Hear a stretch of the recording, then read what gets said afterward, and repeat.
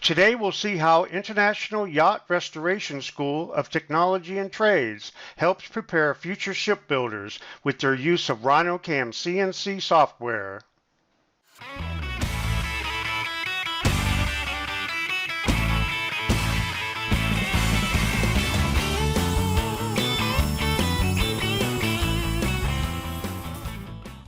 Iyrs School of Technology and Trades is a nonprofit post-secondary experimental learning school located in Newport, Rhode Island.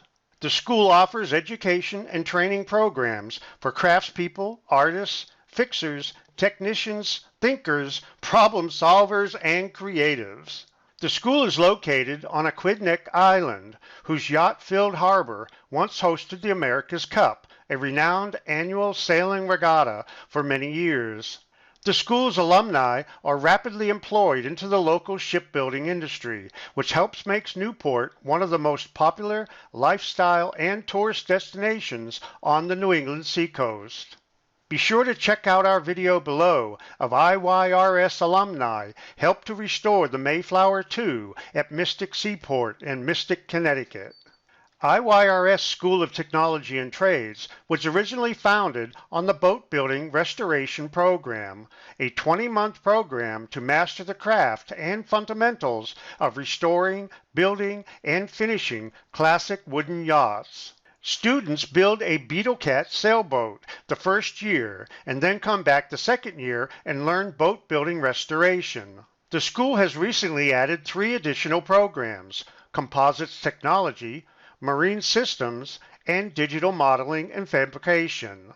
Composites Technology. Composites are broadly defined as materials in which a binding agent, such as resin, is reinforced with a strengthening material, such as glass or carbon fibers, within a mold. Kelsey Britton is the Composites Technology Program Manager and Instructor and considers shipbuilding to be more of a way of life rather than a job. Her mother taught Kelsey how to sail as a child. Her brother is a ferry boat captain in New London, Connecticut, and her father is a career marine mechanic and manager. Kelsey started her career in hospitality, doing everything from bussing tables to managing entire restaurants. Soon, however, the love of the boat building trade urged her back home, where she enrolled and excelled in the school's yacht restoration program. Kelsey made such a positive impression on the staff that in no short order she was offered and accepted a full-time position to teach at the school she loves. We recently sat down with Kelsey to discuss her use of RhinoCAM as part of her curriculum in her Composites Technology class. Here is some of what Kelsey Britton, Composites Program Manager and Instructor at Iyrs School of Technology and Trades, had to say about her RhinoCAM. A lot of the stuff on MecSoft website, like all the support on all the blog posts and stuff, has been really, really helpful. I like how every time I go back into it and there's more information and there's more, like, if you hover over this, a little bubble pops up, and I feel like every semester there's more access to support, and that's huge for me. Thanks, Kelsey. The Bicycle Helmet Project. As a contribution to their final grade, each student gets to choose a composite project. In this project, student Wyatt Jeffries manufactures a bicycle helmet using composite technology materials and techniques. The helmet design was downloaded and loaded into Rhino 3D, where the NURB surfaces were used to design a composite mold. The mold was then used to create the resin and fiberglass composite layup for the outer shell. The mold was also used as a fixture to machine the helmet's foam inserts. The 3D model of the helmet is shown here in Rhino. For this project, right and left side mold halves of the outer helmet shell were designed in Rhino. Only the outer shell needs to be represented by the mold. Shown here on the left is the right side mold cavity block designed in Rhino. RhinoCAM is then used to create the Toolpath strategies and the G-code needed to run the school's Freedom Patriot 3-axis CNC router. The 4 locators are used to mate with the left side cavity. On the right, we see a 2.5 axis facing operation to level the parting plane, and a 3-axis pocketing operation for the 4 locators. Machining the mold cavities. Here on the left, we see the cut material simulation and the in-process stock results of a 3-axis horizontal roughing toolpath strategy, also referred to as Z-level roughing. Using a 12.7 millimeter diameter flat end mill, this strategy is used to clear out excess material from the cavity. Cutting parameters include a 0.6 millimeter stock allowance, an offset cut pattern, and a mixed cut direction. The cutting tool works its way out from the center of the cavity at a 40% step-over distance. Each cut level begins with a 10-degree path entry and removes material at a depth of 50% of the cutting tool's diameter. Arc fitting in each XY plane is also performed. This both minimizes the amount of G-code required and maximizes accuracy. On the right, we see the results of a 3-axis horizontal finishing toolpath strategy using a 6.35 millimeter diameter ball mill. This strategy is also referred to as Z-level finishing. Cut parameters include a stock allowance of 0, a climb cut direction, and a step down of 1 millimeter between the Z levels. In this strategy, the steep side areas of the cavity are cut with the radius and sides of the tool. In the bottom flatter areas, 3-axis parallel finishing is used, which adds additional cutting paths utilizing the tip of the ball mill.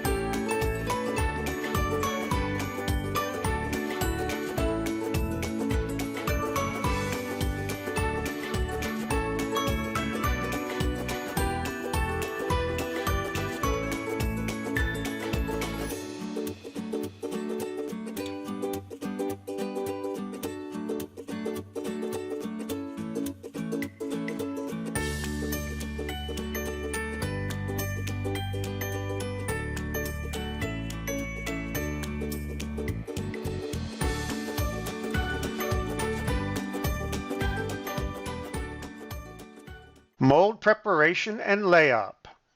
Each side cavity block is made up of 6 levels of 10 millimeter thick MDF material. The machined cavities are shown here on the left, are then visually checked, hand sanded, and then clamped together using the locator pins for alignment. To prepare the cavity for composite layup, 4 to 5 coats of epoxy resin are applied. Then up to 600 grit sanding, buffing, and polishing. On the right, we see the fiberglass composite material placed into the cavity. The same cavity mold is also used as a fixture to machine the inner foam inserts of the helmet. Here on the left, we see Wyatt giving the mold cavity some last-minute preparation. On the right, Wyatt presents the completed composite helmet. Great job, Wyatt! The Marine Steering Wheel Project. In this project, student Simon Pride designs and manufactures the marine steering wheel shown here in Rhino, using composite technology materials and techniques. Simon used the positive 3D model of the steering wheel to split and subtract the cavity to design the upper and lower mold blocks. The design consists of the main steering wheel that is 25.4 millimeters in cross-section and 445 millimeters in outer diameter. The center connecting spoke is 6 millimeters thick and blends into the main wheel at both ends. The central parting line lies on the XY plane.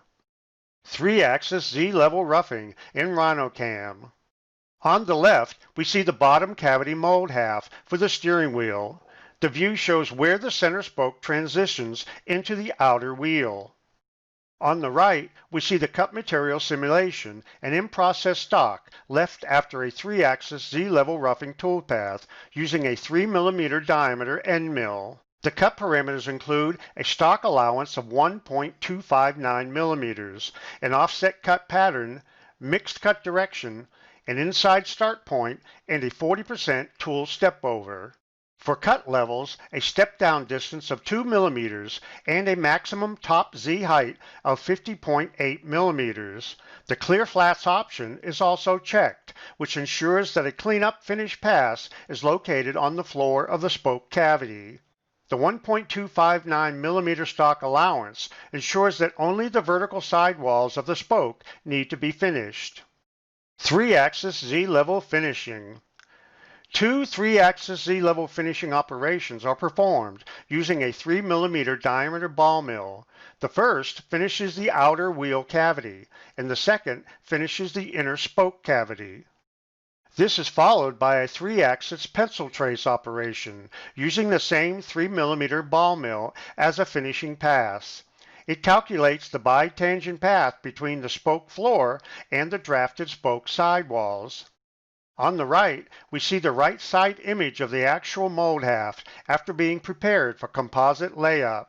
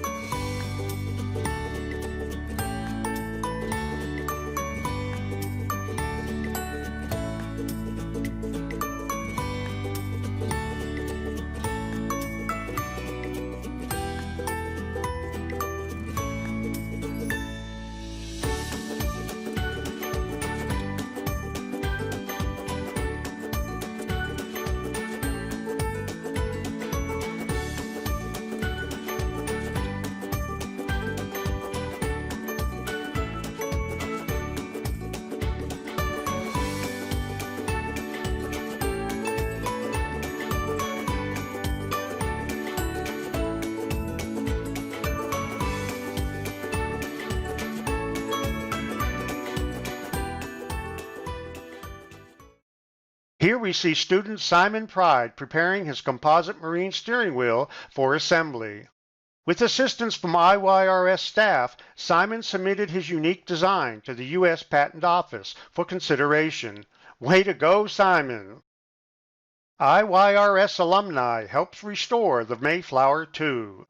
On the left, we see IYRS alumni featured in this video, focused on the restoration of the Mayflower II, and the IYRS internship with Mystic Seaport in Mystic, Connecticut. You can follow the link in the description below. On the right, we see the restored Mayflower II being assisted out from port. More about IYRS. IYRS School of Technology and Trades, located in Newport, Rhode Island, offers marine industry classes on composites technology, marine systems, boat building and restoration, as well as digital modeling and fabrication. To learn more about the IYRS programs, we invite you to visit them online at iyrs.edu,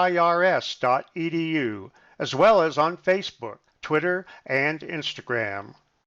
RhinoCAM is available in 5 configurations: Express, Standard, Expert, Professional, and Premium.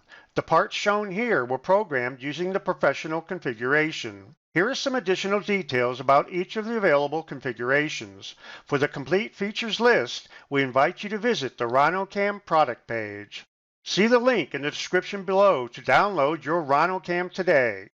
We want to extend a special thanks to Kelsey Britton in the IYRS School of Technology and Trades for allowing us to showcase their work. This video was brought to you by MecSoft Corporation, your CAM partner.